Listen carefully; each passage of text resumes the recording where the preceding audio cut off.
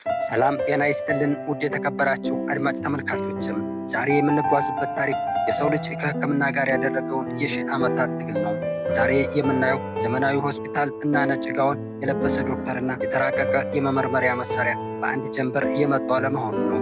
እስኪ ለአፍታ ቆም በሉና አስቡት። በጣም ወደ ኋላ ተመለሱ። የሰው ልጅ ገና በዓለቶች ውስጥ ይኖር በነበረበት፣ ቋንቋ ገና ባልዳበረበትና ተፈጥሮ በሚስጥር ተሞልታ በነበረችበት ዘመን ያኔ ህመም ማለት ምን ነበር? ለአንድ ጥንታዊ ሰው ድንገት የሚመጣ ትኩሳት፣ የማይቆም ሳል ወይም የሚመረቅዝ ቁስል ከሰማይ የወረደ መዓት እንጂ ሌላ ትርጉም አይሰጠውም። የህክምና ጥበብ የተጀመረው ለምን ታመምኩ ከሚለው የሰው ልጅ ጥያቄ ጋር ነው። በጥንት ዘመን ህመም እንደ እርግማን፣ እንደ መጥፎ መንፈስ ጥቃት ወይም እንደ አማልክት ቁጣ ይታይ ነበርም። ሰውነታችን ውስጥ የሚፈጠረውን ለውጥ ለማብራራት ሳይንስ አልነበረም። መፍትሄውን የምንፈልገው ከከዋክብት ከጠንቋዮችና ከመናፍስት ዘንድ ነበር። ሆኖም ግን ያኔም ቢሆን የሰው ልጅ ተስፋ ቆርጦ አልተቀመጠም። ይልቁንስ ተፈጥሮን ማስተዋል ጀመረም። እንስሳት ሲታመሙ የሚበሉትን ቅጠል አጠና። ቆስሎ ደም የፈሰሰው አባል በጭቃና በቅጠል ሲታከም ውጤቱን መዘገበም። ይህ ለምን የሚለው ጥያቄ ዛሬ ላለንበት የህክምና ስልጣኔ መሰረት እየጣለ ነው። ከአለት ላይ የተቀረጹ ጥንታዊ ስዕሎችና እስከ ግብፅ ፒራሚዶች ግርጌ፣ ከግሪክ ፈላስፋዎች ክርክር እስከ መካከለኛው ምስራቅ ታላቅ የቤተ መጻሕፍት ድርሰት የሰው ልጅ ለህክምና ፈውስ ፍለጋ ደጅ ጠንቷል። ዛሬ በዚህ ቪዲዮ ቆይታችን የሰው ልጅ ሞትና ህመምን ለመርታት ያደረገውን አስደናቂ ጉዞ እንቃኛለን። ከጥንታዊው የራስ ቀዶ ጥገና እስከ ሂፖክራተስ የሳይንስ አብዮት፣ ከኢብን ሲና ድንቅ ግኝቶች እስከ ዘመናዊ የማይክሮስኮፕ ዓለም ያለውን ሰንሰለት እንፈታለን። ይህ ታሪክ የመድኃኒት ብቻ አይደለም። ይህ ታሪክ የሰው ልጅ ያለመሸነፍ የመመራመርና የማትረፍ ታላቅ ተጋድሎ ታሪክ ነው። እናንተም ላይክ፣ ሼር እና ሰብስክራይብ በማድረግ አብራችሁን ቆዩ። ጉዟችንን የምንጀምረው የሰው ልጅ ገና ተፈጥሮን እንደ መጽሐፍ ማንበብ በጀመረበት ወቅት ነው። በዚያን ዘመን የመጀመሪያዎቹ ዶክተሮች ሰዎች አልነበሩም፣ ተፈጥሮ ራሷ ነበረች እንጂ። ጥንታዊው አዳኝና ሰብሳቢ ሰው ቁስሉን በጭቃ የሚቀባውን ዝሆን ወይም ሆዱን ሲያመው የተወሰነ ሳር የሚበላውን ውሻ በትኩረት ይመለከት ነበር። ይህ የእንስሳት ምልከታ ወይም ዙ ፋርማኮግኖሲ የመጀመሪያው የህክምና ትምህርት ቤት ነበርም። አንድ አጋጣሚ የሆነ ቅጠል በልቶ ትኩሳቱ ሲወርድለት ወይም የዛፍ ቅርፊት አሽቶ የጥርስ ህመሙ ሲለቅለት ያ እውቀት በቃል ጠብቆ ከትውልድ ወደ ትውልድ ተላለፈ። የሰው ልጅ በሙከራና በስህተት መሃል ሆኖ የጫካው እጽዋት መርዝ ብቻ ሳይሆን ፈውስም መሆናቸውን አሳወቀም። አሁን ደግሞ ከጫካው ወጥተን ወደ ታላላቅ ጥንታዊ ስልጣኔዎች እንሄዳለን። ወደ ጥንታዊቷ ግብፅ። ከክርስቶስ ልደት በፊት 3000 ዓመተ ዓለም ገደማ በናይል ወንዝ ዳርቻ ይኖሩ የነበሩ ግብፃውያን ሕክምናን ከሃይማኖት ጋርም አቀላቅለውት ነበርም። ለእነሱ ህመም ማለት በመጥፎ መናፍስት ወይም በአማልክት ቁጣ የሚመጣ መንፈሳዊ ወረራ ነበርም። ነገር ግን የሚገርመው ይህ እምነታቸው ሳይንሳዊ ምርምርን እንዲያደርጉም አላገዳቸውም። ግብፃውያን አስከሬን በማድረግ ጥበብ የታወቁ ስለነበሩ የሰውን አካል ውስጥ ክፍል ለማየት እድልም አግኝተው ነበርም። ይህም የሰውነት ክፍሎችን ተግባር እንዲረዱ ረድቷቸዋል። ኤድዊን ስሚዝ ፓፒረስ የተባለው ጥንታዊ የብራና ጥቅል ዛሬም ድረስ የታሪክ ተመራማሪዎችን ያስገርማል። ይህ ሰነድ ስለ አእምሮ ጉዳት፣ ስለ አጥንት ስብራትና ስለ ቁስል አያያዝ በዝርዝር ይተርካል። ለምሳሌ ቁስል እንዳይመረቀዝ ማር መቀባትን ይጠቅሳል። ዛሬ ሳይንስ ማር ባክቴሪያን የመከላከል አቅም እንዳለውም ያረጋግጣል። ነገር ግን እዚህ ሁሉ በላይ የሚያስገርመውን ምናልባትም የሚያስፈራው የጥንቱ ትሬፓኔሽን ወይም የራስ ቅል ቀደዳ ጥበብ ነበረም። እስኪ አስቡት፣ ማደንዘዣ በሌለበት ዘመናዊ ቢላ በሌለበት ዘመን አንድ ታካሚ መሬት ላይ አስተኝቶ በሹል ድንጋይ የራስ ቅሉን መብሳት። ይህ ተግባር በሜሶፖታሚያ በደቡብ አሜሪካና በሌሎችም ቦታዎች ይከወን ነበርም። መጀመሪያ ላይ ይደረግ የነበረው ክፉ መናፍስት ከጭንቅላት ውስጥ እንዲወጡ በሚል መንፈሳዊ ምክንያት ቢሆንም በሂደት ግን ለጭንቅላት ህብጠትና ለከባድ ህመም መፍትሄ መሆኑን ታወቀ። በአርኪኦሎጂ ቁፋሮዎች የተገኙት የራስ ቅሎች የሚያሳዩት እውነታ ግን እጅግ አስደንጋጭ ነበረም። ብዙዎቹ ታካሚዎች ከቀዶ ጥገናው በኋላ አጥንታቸው አገግሞ ለዓመታት በህይወት ኖረዋል። ይህ የሚያሳየው ጥንታውያን ሰዎች ስለ ደም መፍሰስ፣ ስለ ኢንፌክሽንና ሌሎች ቁጥጥር የራሳቸውን የሆነ ድንገቴ ግንዛቤ እንደነበራቸው ነው። እነዚህ ድንገቴ ግኝቶች የሰው ልጅ ተስፋ በመቁረጥና በጭንቀት ውስጥ ሆኖ እንኳ ለአካሉ ፈውስ ፍለጋ ያደረገው የመጀመሪያው የድፍረት እርምጃዎች ነበሩ። ጉዟችን አሁን ደግሞ ወደ ሜዲትራኒያን ባህር ዳርቻ ወደ ጥንታዊቷ ግሪክ ያመራል። እዚህ ጋር ነው የሰው ልጅ ታሪክ አቅጣጫውን የቀየረው። እስከዚህ ዘመን ድረስ ህመም የአማልክት ቁጣ ወይም የመናፍስት ተንኮል ተደርጎ ይወሰድ ነበረ። አንድ ሰው ቢታመም መፍትሄው ወደ ቤተ መቅደስ ሄዶ መስዋዕት ማቅረብ ብቻ ይመስል ነበረ። ነገር ግን ከክርስቶስ ልደት በፊት በአምስተኛው ክፍለ ዘመን አንድ ሰው ይህንን አስተሳሰብ በድፍረት ተገዳደረው። ስሙ ሂፖክራተስ ይባላል። ሂፖክራተስ የሕክምና አባት በሚል ስያሜ የተሰጠው ዝም ብሎ አይደለም። እርሱ እንዲህ አለ፣ እያንዳንዱ በሽታ የራሱ የሆነ ተፈጥሯዊ ምክንያቶች አለው። አማልክትን አትውቀሱ፣ ይልቅ አካባቢያችሁን፣ የጠጣችሁትን ውሃና የበላችሁትን ምግብ መርምሩ። ይህ ንግግር በወቅቱ ታላቅ አብዮት ነበረ። ሂፖክራተስና ተከታዮቹ ህመምተኛውን በጥንቃቄ መከታተልም ጀመሩ። የፊቱን ቀለም፣ የአተነፋፈሱን ሁኔታ፣ የሽንቱን መልክና የሰውነቱን ሙቀት መመልከት በሽታን መመዝገብ ወይም ክሊኒካል ኦብዘርቬሽን ተጀመረም። ይህም ሕክምናን ከድግምት ወደ ምልከታና ማስረጃ አሸጋገረው። ግሪኮች አንድ ታዋቂ የሕክምና ንድፈ ሐሳብ ነበራቸው። እሱም አራቱ ፈሳሾች ዘ ፎር ሂውመርስ። እንደ ሂፖክራተስ እምነት የሰው አካል በአራት ዋና ፈሳሾች የተገነባ ነው። ደም፣ አክታ፣ ጥቁር ቢል እና ቢጫ ቢል ናቸው። እነዚህ አራት ፈሳሾች በሰውነታችን ውስጥ እኩል ሚዛን ካላቸው እኛ ጤነኛ ነን።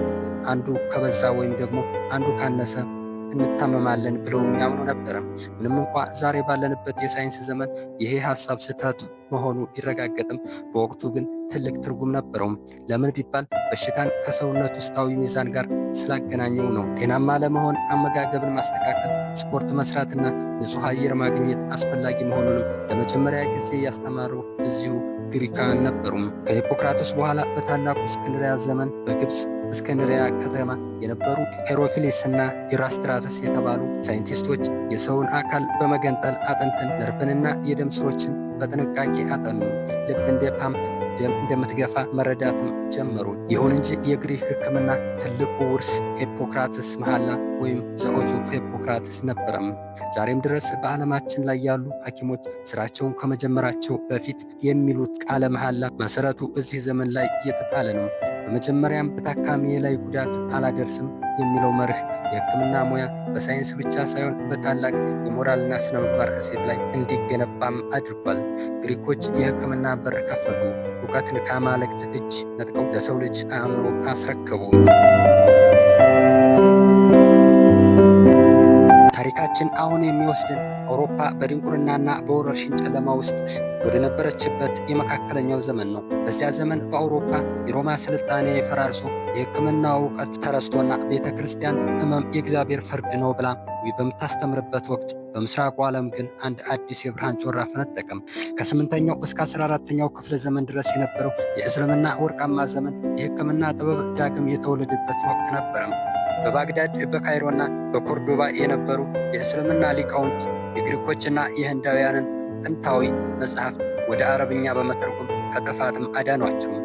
ነገር ግን እነሱ ተርጓሚዎች ብቻ አልነበሩም፣ ታላላቅ ፈጣሪዎች ጭምር እንጂ። እዚህ ጋር የሕክምናውን ዓለም ለዘላለም የቀየረው አንድ ታላቅ ስም እናገኛለን። ኢብን ሲና ወይም በአውሮፓውያኑ አጠራር አቪሴና። ኢብን ሲና የዘመናዊ ሕክምና ልዑል ተብሎም ይጠራል።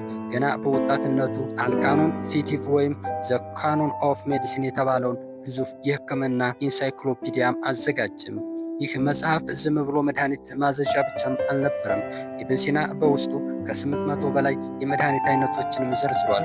ተላላፊ በሽታዎች በውሃ አየር አማካኝነት ሊሰራጩ እንደሚችሉ በመገንዘብ ዛሬ ኳራንቲን የምንለውን የመለየት ዘዴ ከ1000 ዓመታት በፊትም ጠቁሟል። የሚገርመው ነገር ይህ መጽሐፍ እስከ 17ኛው ክፍለ ዘመን ድረስ በአውሮፓ ታላላቅ ዩኒቨርሲቲዎች እንደ ዋና የትምህርት ምንጭ ሆኖም አገልግሏል። በዚህ ዘመን የነበረው ሌላው ድንቅ ሥራ ሆስፒታሎች ናቸው።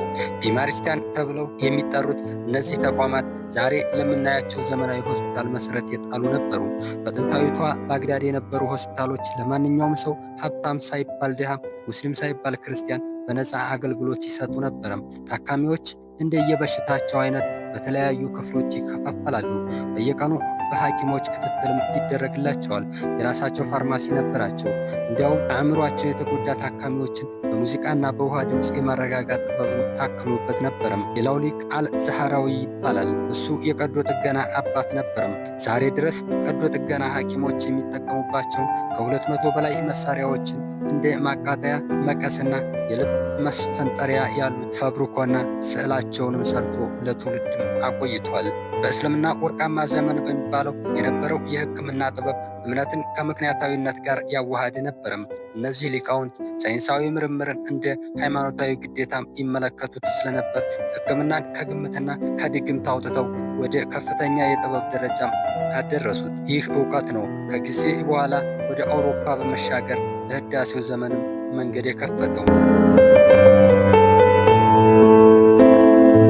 ጉዟችን ወደ 16ኛውና 17ኛው ክፍለ ዘመን ወደ አውሮፓ ህዳሴ ዘመንም አምርቷል። ይህ ዘመን የጥያቄዎች ዘመን ነበረም። ሰዎች ያለፉትን ሊቃውንት ጽሑፎች ከመቀበል ይልቅ በአይናቸው አይተው ማረጋገጥ ጀመሩ። የሕክምናው አብዮት የተጀመረው እንድሪያስ ባሲሊያስ የተባለም ወጣት ሳይንቲስት ነበረም። በወቅቱ የሰው አካልን መክፈት የተከለከለ ነበረም። ነገር ግን ባሲሊያስ ይህንን ሕግ በመጣስ አስከሬኖችን በመክፈት የሰውን ክፍሎች አወቃቀር በዝርዝር አጠና። የልብን ስራ፣ የደም ስሮችን አቅጣጫና የአጥንትን አቀማመጥ በመመርመር ለዘመናት የቆዩ ስህተቶችን አስተካከለም። እርሱ በራሳቸው ትክክለኛ ስዕሎች አማካኝነት የሰውን አጥንት ወይም አናቶሚ ዘመናዊ መልክ አስያዘም። ይሁን እንጂ የሕክምናው ትልቁ ፍንዳታ የመጣው ጥቃቅን ህዋሳትን ማየት ስንችል ነው። በ17ኛው ክፍለ ዘመን አንቶኒ ቫን ሊዩዌንሆክ የተባለ የደች ተመራማሪ የራሱን አጉሊ መነጽር ወይም ማይክሮስኮፕ ሰራ። ለመጀመሪያ ጊዜ በአይን የማይታዩ በውሃ ጠብታ ውስጥ የሚንቀሳቀሱ ጥቃቅን ህዋሳት ላይ አተኮረም። የሚገርመው እነዚህ ህዋሳት በሽታን የሚያመጡት ጀርሞች መሆናቸው በጊዜው አልታወቀም ነበርም። ነገር ግን ይህ ግኝት ለዘመናት የቆየውን ትልቅ ጥያቄ መለሰ። በሽታን የሚያመጡት መናፍስት ሳይሆኑ እኛን የሚወሩ ጥቃቅን ነፍሳት መሆናቸውን አሳይ። የሳይንስ ሊቃውንትም ተረዱ። ከዚህ በኋላ የሕክምናው ዓለም ወደ ጀርም ቲዎሪ ዘመን ተሸጋገረም። ሉዊ ፓስተር በሽታን የሚከላከሉ ክትባቶችን፣ ጆሴፍ ሊስተር ደግሞ ቁስል እንዳይመረቅዝ የማጽዳት ዘዴን ወይም አንቲሴፕቲክ ሰርጀሪ ፈጠሩ። ይህ የዘመናዊ ሕክምና ፍንዳታ ነበረም። መድኃኒቶች ሳይንሳዊ መልክ ያዙ። ቀዶ ጥገና ደህንነቱ የተጠበቀ ሆነ። የሰዎች አማካይ የዕድሜ ዘመን በአጭር ጊዜ ውስጥ በእጅጉ ጨመረም። በአጠቃላይ የሕክምና ታሪክ የሰው ልጅ ተስፋ የመቁረጥ ሳይሆን የመፈለግ ታሪክ ነው። ከቅጠል ጨማቂነት እስከ ሮቦቲክ ቀዶ ጥገና፣ ከጸሎት እስከ አንቲባዮቲክስ ያደረግነው ጉዞ አስደናቂ ነበረም። ዛሬ የምንጠቀምባቸው መድኃኒቶች ከበስተጀርባ የሺህ ዓመታት ጥናት፣ የሺዎች መስዋዕትነትና የማይታክተው የሰው ልጅ አእምሮ ውጤት አለ። ስለዚህ በሚቀጥለው ጊዜ ወደ ሕክምና ተቋም ስንሄድ የምናየው ነጭ ጋውን ብቻ ሳይሆን የሺህ ዓመታት የጥበብ ሰንሰለት መሆኑን ልናስታውስም ይገባል።